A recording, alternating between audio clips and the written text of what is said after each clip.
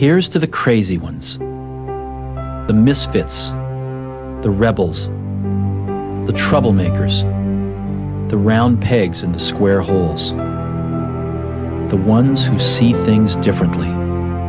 They're not fond of rules, and they have no respect for the status quo.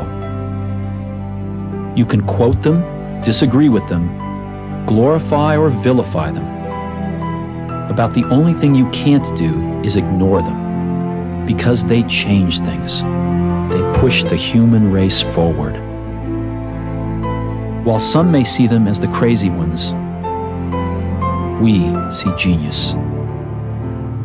Because the people who are crazy enough to think they can change the world are the ones who do.